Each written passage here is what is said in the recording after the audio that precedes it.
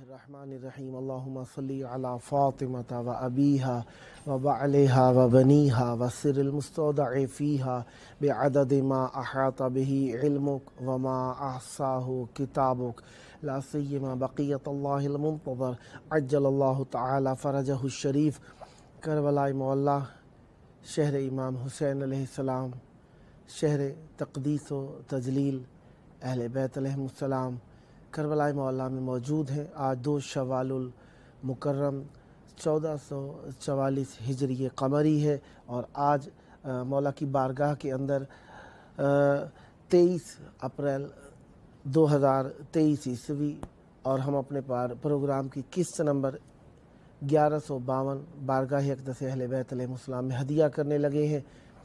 2 शव्वाल है और आज के दिन यौम इर्तिहाल आयतुल्लाहिल उज़्मा सैयद मोहम्मद हुसैनी अश-शिराज़ी क़ुद्दस सिर्रुहु शरीफ है और आज के दिन उनकी इल्मी ख़दमात और उनकी मज़हब अहले बैत अलैहिमुस्सलाम के लिए ख़िदमत और उनकी जदीद तरीक़ा तरवीज दीन यानी चैनल्स और मजादी फ़ज़ा यानी सोशल मीडिया वग़ैरह के से मुताल्लिक़ा उनकी ख़िदमात पर हम बहस करेंगे और इस मौज़ू के लिए, इस मौज़ू को वाज़ेह करने के लिए, इस मौज़ू को बयान करने के लिए हमारे साथ मौजूद रहेंगे मौलाना सैयद तनवीर अब्बास रिज़वी साहब। अल्लाह तबारक व तआला का शुक्र अदा करते हैं कि उसने हमें ऐसा दीन अता फ़रमाया, ऐसा मज़हब अता फ़रमाया जिस जैसा ना कोई दीन है ना कोई मज़हब है, क्योंकि हर मज़हब इस हमारे मज़हब की हक़ गोई, रास्त गोई और दलील क़ाते पर, दलील काने पर साकित होने पर मजबूर है, क्योंकि मज़हब अहले बैत अलैहिमुस्सलाम कुरान और हदीस पर मबनी है और इसके मबनियात और इसके मुहतवा अल्लाह तबारक व तआला की जानिब से हमारे ऊपर बहुत बड़ी नेमत है। आयतुल्लाहिल उज़्मा सैयद मोहम्मद हुसैनी अश-शिराज़ी क़ुद्दस सिर्रुहु शरीफ मज़हब इस्लाम में मजलिसी सानी के नाम से मशहूर हैं। मुलक़्क़ब मजलिस सानी अल्लामा बाक़िर मजलिसी, मुल्ला बाक़िर मजलिसी इसलिए मुल्ला बाक़िर मजलिसी रहे कि उन्होंने मज़हब अहले बैत अलैहिमुस्सलाम में सबसे ज़्यादा किताबें तालीफ़ फ़रमाईं और अहादीसी मजमूए को हत्तुल मक़दूर जितना कोई कर सकता था उन मजमूआत को इकट्ठा किया, जमबंदी की, दस्ताबंदी की। इसी वजह से मुल्ला बाक़िर मजलिसी, अल्लामा बाक़िर मजलिसी को मजलिसी कहा जाता है। और सैयद मोहम्मद हुसैनी अश-शिराज़ी मुद्दत आला मकामहु और अल्लाह तबारक व तआला उनकी मग़फ़िरत फ़रमाए और उनके दराजात को बुलंद फ़रमाए। उन्होंने मज़हब अहले बैत अलैहिमुस्सलाम में आज तक के उलमा में सबसे ज़्यादा किताबें तालीफ़ करने का शरफ़ हासिल किया, जिनमें 1250 के लगभग किताबें उन्होंने तालीफ़ फ़रमाईं और इन सब का मुहतवा मज़हब अहले बैत अलैहिमुस्सलाम का दिफ़ा, मज़हब अहले बैत अलैहिमुस्सलाम के तशख़्ख़ुस को उभारना, मज़हब अहले बैत अलैहिमुस्सलाम से मुताल्लिक़ा उलूम और फ़नून को उजागर करना और उनके दलाइल और इस्तिदलालात को पेश करना और फ़िक़्ह अहले बैत अलैहिमुस्सलाम की तशरीह करना रहे। जनाब मरहूम आयतुल्लाहिल उज़्मा सैयद मोहम्मद हुसैनी अश-शिराज़ी क़ुद्दस सिर्रुहु शरीफ मुजद्दिद सानी भी कहलाते हैं। मुजद्दिद अव्वल इनके वालिद बुज़ुर्गवार आयतुल्ला सैयद शिराज़ी रहे, जो कि अपने वक्त में अपने फ़तवा की वजह से बहुत ज़्यादा मशहूर रहे। इस वक्त मैं अपने कलाम को थोड़ा मुख्तसर करूँगा और आगे बढ़ूँगा, क्योंकि कलाम जो कि आयतुल्लाहिल उज़्मा सैयद मोहम्मद हुसैनी अश्शीराज़ी क़ुद्दस सिर्रुहु शरीफ से मुताल्लिक़ है, उसकी वजाहत के लिए हमारे पास मौजूद हैं मौलाना सैयद तनवीर अब्बास रिज़वी साहब। आइए उनके बयानात से मुस्तफ़ीद होते हैं। अस्सलामु अलैकुम। अलैकुम अस्सलाम रहमतुल्लाहि व बरकातुहू। या अली मदद, या अली मदद। कैसे हैं किबला? ठीक ठाक है इंशाअल्लाह। अल्लाह का करम है, शुक्र है परवरदिगार आलम का, अहले बैत अतहार अलैहिस्सलातु वस्सलाम का। सदा सलामत रहें किबला। मौला आपकी तौफ़ीक़ात खैर में इजाफ़ा फ़रमाए। करबला मोहल्ला में आपकी आवाज़ गूंज रही है और आज जिस तरीके से आपको मालूम है कि आयतुल्लाह उज़्मा सैयद मोहम्मद हुसैनी अश्शीराज़ी क़ुद्दस सिर्रुहु शरीफ की आज बरसी है, इसी मुनासबत से मैं चाहूँगा कि आयतुल्लाह मरहूम के इल्मी खिदमात और उनकी जो काविशें थी उन पर रोशनी डालिएगा। बिस्मिल्लाह कीजिएगा किबला। अऊज़ु बिल्लाहि मिनश शैतानिर लाइनिर रजीम। बिस्मिल्लाहिर रहमानिर रहीम। अल्हम्दुलिल्लाहि रब्बिल आलमीन वस्सलातु वस्सलामु अला मुहम्मद व आलिहि अत्तय्यबीन अत्ताहिरीन। अल्लाहुम्मा सल्लि अला मुहम्मद मुहम्मद व आलि मुहम्मद व लअनतुल्लाहि अला अअदाइहिम अजमाइन। बेशुमार। बिस्मिल्लाहिर रहमानिर रहीम। जी, जैसा कि इब्तिदाअन आपने जिक्र किया कि आज की तारीख एक अजीम शख्सियत आयतुल्लाह उज़्मा सैयद मोहम्मद हुसैनी अश्शीराज़ी की वफ़ात की तारीख़ है। तारीख़ तशय्युअ में और मज़हब तशय्युअ में ये जो शख्सियत है, ये जो ज़ात है, ये गैर मारूफ नहीं है। हर बशर शिया के हर फर्द तकरीबन इस बात से वाकिफ़ है, इसलिए कि ये वो शख्सियत है जो एक ऐसे इल्मी घराने से जिसका ताल्लुक़ है, जो घराना इल्म ज़ुहद व तक़वे के साथ साथ मुजाहिदाना सलाहियत भी रखता है। आपके जो ख़ानदान से बुज़ुर्ग शख्सियतें और गुजरी हैं, उनमें से जिन्हें मुजद्दिद अव्वल अश्शीराज़ी कहा जाता है, जिन्होंने वो फतवा दिया था तंबाकू के ख़िलाफ़, और दूसरे जो है वो मोहम्मद तक़ी अश्शीराज़ी, जिन्होंने अपना बहुत ही अहम किरदार इराक़ की आज़ादी के लिए बरतानिया से अदा किया था।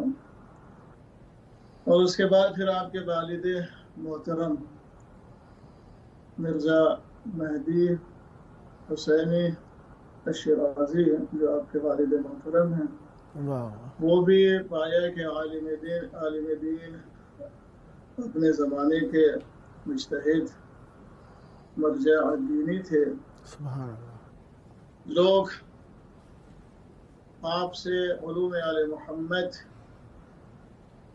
कसब किया करते थे और अपने फ़िक़ही मसाइल में आपकी तरफ रुजू किया करते थे। सैयद महदी हुसैनी अश्शीराज़ी, जिनके बारे में मिलता है कि जो आपके वालिद हैं मुत्तकी परहेज़गार, जिनकी विलादत ज़मीन करबला मोहल्ला पर हुई। उसके बाद फिर आपने अपने इल्म की प्यास बुझाने के लिए सामरा का सफ़र किया और सामरा से फिर काज़मैन तशरीफ़ ले गए, काज़मैन से फिर नजफ़ अशरफ तशरीफ़ ले आए। और जिस वक्त नजफ़ अशरफ में आपके वालिद मोहतरम हुसूल इल्म दीन में मशगूल थे, मसरूफ़ थे, उसी वक्त जो है वो आपकी यानी आयतुल्लाह उज़्मा सैयद मोहम्मद हुसैनी अश्शीराज़ी की विलादत सरज़मीन नजफ़ अशरफ पर हुई। आपका महल विलादत जो है वो सरज़मीन नजफ़ अशरफ है। पहला आपका खानवादा वो रहने वाला है, आपका खानवादा करबला मोहल्ला का, जैसा कि मालूम है, वाज़ेह है कि करबला मोहल्ला में आपके वालिद मोहतरम रहते थे, लेकिन علمی غرض سے آپ کو یہاں تشریف لے آئے سرزمین نجف اشرف پر، اور یہیں پر آپ کی ولادت ہوئی آپ کے آیت اللہ العظمیٰ سید محمد حسینی شیرازی. اس کے بعد پھر آپ یہاں سے کربلا 9 سال کی عمر میں یہاں سے کربلا معلیٰ تشریف لے گئے. سبحان اللہ. اور پھر کربلا معلیٰ میں وہاں پر علوم دین حاصل کیا. اس کے بعد پھر کربلا معلیٰ سے بھی کسی سبب سے انہیں ہجرت کرنی پڑ گئی. اور کربلا ظاہر سی بات ہے کہ انہوں نے اپنا جو علمی دور کی شروعات کی ہے، جو ابتدا کی ہے، وہ اپنے والد بزرگوار آیت اللہ العظمیٰ مہدی حسینی مرزا مہدی الحسینی شیرازی کی آغوش سے، کیونکہ وہ بھی عالم تھے، وہ بھی مجتہد تھے، لہذا ایسے والد کی آغوش میں آپ نے تربیت پائی ہے جو اپنے زمانے کے ایک عظیم عالم دین تھے. جس وقت نجف اور کربلا میں حوزات علمیہ کا عروج تھا، شباب تھا، علماء کی عظیم عظیم ہستیاں شخصیات ان دونوں حوزات میں اس وقت موجود تھیں. لہذا آپ جو ہے پھر اس کے بعد کربلا معلیٰ چلے گئے اور وہاں پہ بھی قصب فیض کرتے رہے. پھر وہاں سے آپ کچھ عرصے کے لیے کویت چلے گئے. یہاں کے حالات کی وجہ سے بعثی حکومت چونکہ اس کا ضبط تھا اس کا، جس کی وجہ سے آپ جو ہے بعثیوں کی وجہ سے چلے گئے کویت. اور کویت میں تقریباً 40 سال وہاں رہے. پھر اس کے بعد 40 سال کے بعد پھر قم المقدسہ تشریف لے آئے، اور قم المقدسہ میں رہ کر آپ نے وہ خدمات انجام دی ہیں کہ جو لائق فراموش نہیں ہیں. آپ کے منبر سے، آپ کے درس سے نہ جانے کتنے علماء، کتنے مجتہدین جو کہ آج بھی موجود ہیں جنہوں نے قصب فیض کیا ہے. اور آپ نے کئی دورہ، ایک دو دورہ نہیں، کئی دورہ کفایہ اور مقاصد کا علماء کے درمیان میں، مجتہدین کے درمیان میں القاء فرمایا ہے. اور پھر آپ نے بحث خارج بھی دیا ہے. تو یہ عظیم شخصیت، اس کے مختصر سی حالات زندگی، جنہوں نے اپنی زندگی اس طرح سے گزاری، اور زندگی میں ان کے بہت سارے امور اور بہت سارے احوال اور بہت سارے حالات آتے رہے ہیں. یہ شخصیت جو ہے وہ تاریخ تشیع میں مخفی نہیں ہے، بلکہ یہ شخصیت جو ہے وہ تاریخ تشیع میں ایک نمایاں حیثیت رکھتی ہے. بہت ہی عظیم شخصیت ہے. لہٰذا ایسی شخصیت کے رحلت کے موقع پر اس کا حق یہ ہے کہ اس کا تعارف کیا جائے، اس کی خدمات کو لوگوں کے سامنے پیش کیا جائے، اور اس کی جو ذہنات ہیں یا اس کے جو ثروات ہیں، یعنی جو چیزیں وہ چھوڑ کر گئے ہیں، ان چیزوں کی طرف لوگوں کو متوجہ کیا جائے کہ ان کی خدمات کیا رہی ہیں، تاریخی علمی اعتبار سے، فقہی اعتبار سے، زہد و تقوی کے اعتبار سے، تالیف کے اعتبار سے، اجتماع کے اعتبار سے، کس اعتبار سے جو خدمات رہی ہیں. اور یہ علماء کا حق ہے اور اس حق کو ادا کیا جانا چاہیے. اور آپ نے بہت ساری نمایاں خدمات، ان میں سے سب سے ایک عظیم خدمات یہ بھی رہی ہے کہ آپ نے موقع التواصل، یعنی یہ جو چیزیں ہیں ان چیزوں کا کافی اس کی طرف توجہ دیا کہ جس کے ذریعے سے ٹی وی ہے یا چینلز وغیرہ یا اس طرح کی چیزیں ہیں کہ جس کے ذریعے سے علوم آل محمد اور افکار آل محمد علیہ السلام دنیا میں نشر ہو سکے. اس کی طرف بھی کافی آپ جو ہے متفق تھے اور محرک تھے اس کی طرف. سبحان اللہ. موصوف کی سیاسی دیدگاہ سے متعلق کچھ عرائض پیش فرمائیے گا. جی قبلہ علماء جو ہیں ہمارے، چاہے موصوف یعنی آیت اللہ العظمیٰ سید محمد حسینی شیرازی، ان کی شخصیت کو لیا جائے یا اس سے قبل جو علماء ہمارے رہے ہیں، ان کی سیاسی بصیرت تھی اور علمی مشقت تھی کہ جس کی وجہ سے آج تشیع ہم تک پہنچ سکی ہے. الا اگر صادقین علماء اور مجتہدین علمی شخصیت کے ساتھ ساتھ علمی مشقت کے ساتھ ساتھ اگر سیاسی بصیرت نہ رکھتے تو وہ سیاسی بصیرت نہ رکھنے کی وجہ سے، اور ہوتا یہ کہ ہم تک یہ جو تشیع ہے، یہ مذہب ہے، جو مذہب حق ہے، جو مذہب اہل بیت اطہار علیہ الصلوۃ والسلام، اللہ کا دین جو کہ صحیح معنوں میں اور حقیقی اللہ کا دین ہے، وہ ہم تک نہ پہنچتا۔ آیت اللہ العظمیٰ سید محمد حسینی شیرازی، ان سے پہلے علماء نے بھی اور بعد میں بھی علماء، اور آج بھی علماء کی سیاسی بصیرت جو موجودہ علماء ہیں ان کی، چاہے وہ اس اسرے سے تعلق رکھتے ہوں، شیرازی خاندان سے تعلق رکھتے ہوں، یا دوسرے اور خاندان سے تعلق رکھتے ہوں دوسرے علماء، لیکن خود اس خاندان سے علماء جن کا تعلق ہے، ان کا سیاسی بصیرت کی تعریف کرنی پڑے گی، اور خود موصوف کی سیاسی بصیرت کے اعتبار سے آیت اللہ العظمیٰ سید محمد حسینی شیرازی کی سیاسی اعتبار سے جو ان کے وجہت نظر تھی، اس کی بھی بہت تعریف کرنی پڑے گی۔ اور یہی وجہ ہے کہ جو ان کو جو ہے اتنی ساری ہجرتیں کرنی پڑی۔ یہاں پر جو بعث پارٹی تھی یہ ان کی محارب ہوئی، جس کی وجہ سے انہیں یہاں سے عراق سے کویت جانا پڑا، اور پھر اس کے بعد جو ہے وہ کویت سے ام المقدسہ تشریف لے گئے۔ تو ہمیشہ جو ہے یہ ظالم کے مخالف رہے، اور ظالم کے ساتھ خاموش نہیں رہے، بلکہ اس کے ساتھ برسرے پیکار رہے اور اس کا مقابلہ کیا۔ اور یہی جو ہے علماء کی سیرت بھی ہے اور علماء کا درس بھی ہے، اور یہی اہل بیت اطہار علیہ الصلوۃ والسلام نے ہمیں درس دیا، جیسا کہ مولا امیر علیہ الصلوۃ والسلام نے امام حسن علیہ الصلوۃ والسلام سے اپنی آخری وصیت میں فرمایا تھا کہ بیٹا آپ جو ہے وہ ظالموں کے ساتھ، ظالموں کے خصم رہیے گا، یعنی ظالموں سے ہمیشہ جو ہے ان سے دوستی نہیں کیجیے گا، اور مظلوموں کا ہمیشہ ساتھ دیجیے گا۔ لہذا ہمارے علماء، چاہے وہ آیت اللہ العظمیٰ سید محمد الحسینی شیرازی جو ہیں، انہوں نے امام علی علیہ السلام کی اس وصیت کے پیش نظر اور امام حسن علیہ السلام کو جو مولا امیر نے فرمائی تھی، ہمیشہ ظالم کے ساتھ برسر پیکار رہے۔ اور اس کے علاوہ ظاہر سی بات ہے کہ جو بھی عالم ہو یا کوئی بھی شخص ہو، جب وقت کے حاکم کے ساتھ اگر کوئی مقابلہ کرے گا، کوئی اس کے ساتھ آزمائش کرے گا، تو اسے زحمات اور تکلیفیں اور مشقت کا سامنا کرنا پڑے گا، جیسا کہ علماء نے مشقت کا سامنا کیا۔ اور خود آیت اللہ العظمیٰ سید محمد حسینی شیرازی صاحب نے بھی بہت زیادہ سفروں میں بہت زیادہ تکلیفوں کا، بہت زیادہ مشقت کا سامنا کیا۔ اور یہ بعث پارٹی، اللہ جو ہے صدام پر لعنت کرے، اور صدام کے جو حامی تھے ان پر اللہ لعنت کرے کہ علماء کے دشمن، اور انہوں نے جو ہے علماء کو بہت زیادہ ستایا ہے۔ لیکن یہ علماء کی، خصوصاً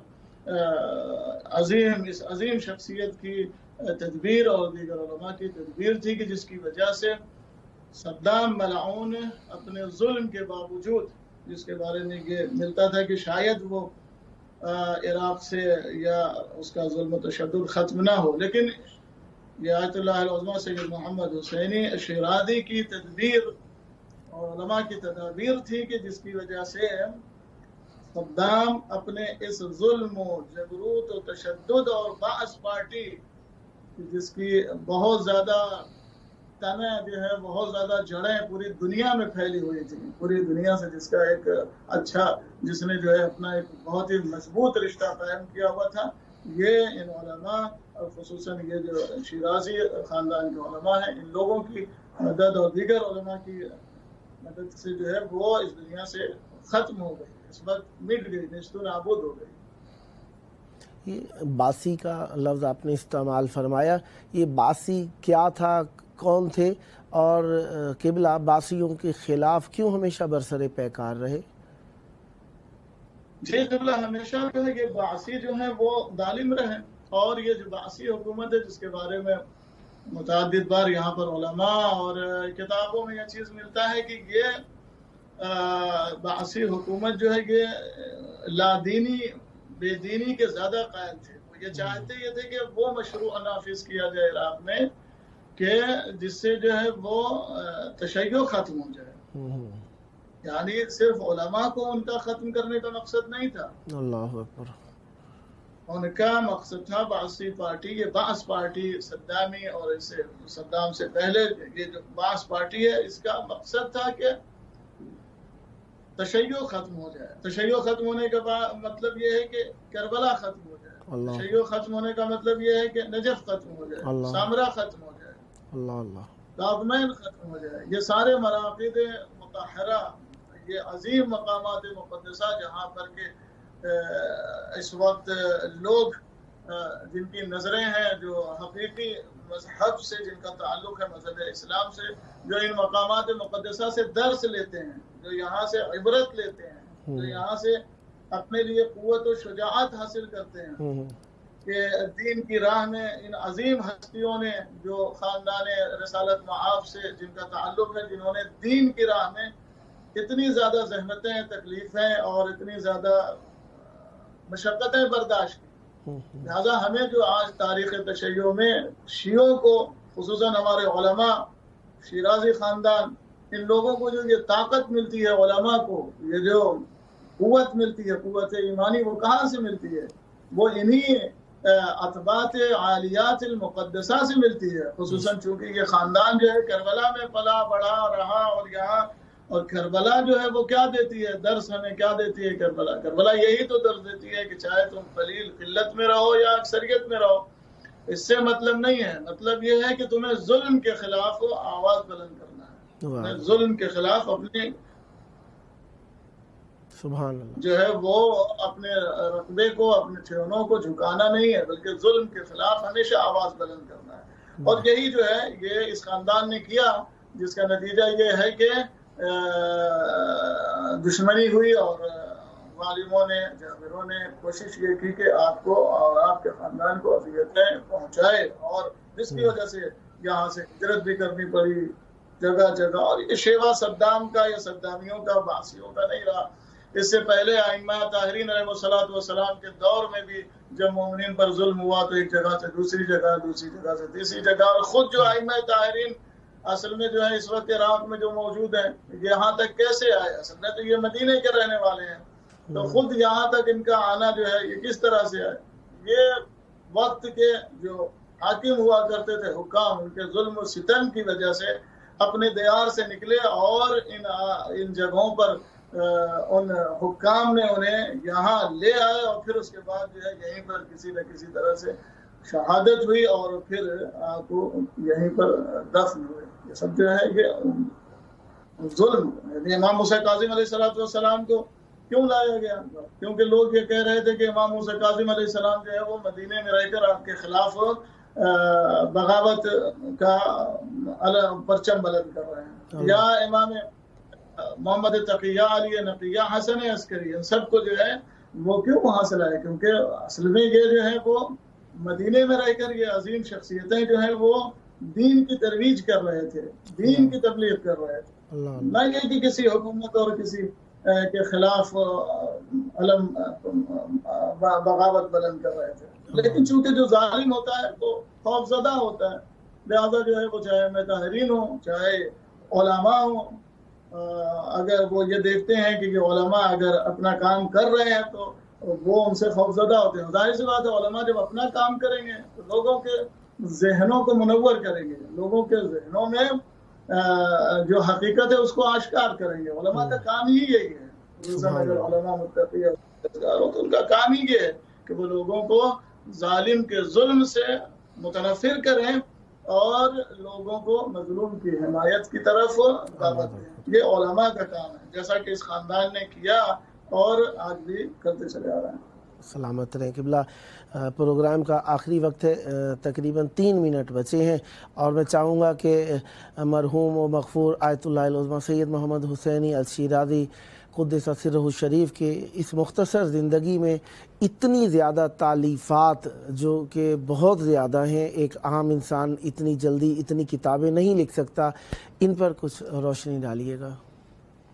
جی قبلہ اس کے بہت سارے جو ہیں وہ اسباب اور علل ہیں، ہو سکتا ہے اب سارے جو ہے یہاں پر وضاحت کرنے کا وقت نہیں ہے۔ ایک تو یہ ہے کہ چونکہ علمی گھرانہ تھا تو بچپن سے ایسی آغوش میں تربیت پائی کہ جو خود والد محترم جو ہے وہ آیت اللہ العظمیٰ یعنی خود وہ ایک مرجع کی حیثیت رکھتے تھے، تو چھوٹی سی عمر سے آپ نے مشقت کی کافی، اور چھوٹی سی عمر سے ہی جو ہے وہ تالیف کا کام شروع کر دیا۔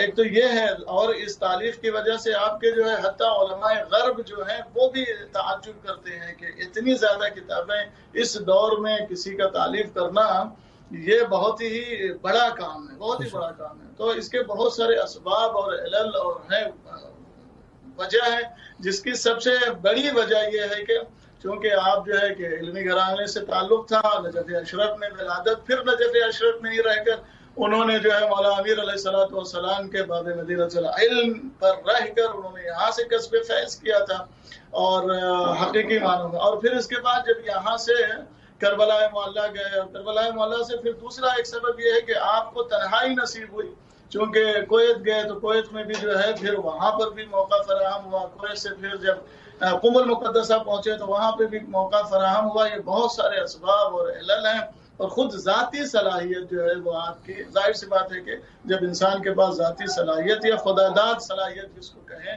اگر نہ ہو، اگر وہ تو پھر جو ہے ایسا کام کرنا بہت زیادہ مشکل ہے۔ اسی وجہ سے آپ کو سلطان المؤلفین کہا جاتا ہے، اسی وجہ سے آپ کو تو یہ جو ہے سلطان المؤلفین کا خطاب آپ کو اسی وجہ سے دیا گیا کیونکہ آپ نے اتنی زیادہ کتابیں تالیف کی۔ فقہ میں انہوں نے کتابیں تالیف کی ہیں جس کی 165 جلدیں ہیں، یعنی فقہ میں اتنا بڑا موسوعہ جو کہ 165 جلدوں کے اوپر مبنی ہے، بڑی بات ہے۔ آپ نے فقہ الحقوق، یہ ساری کتابیں جو اہم کتابیں، اور 1000 کتابیں تالیف کی ہیں۔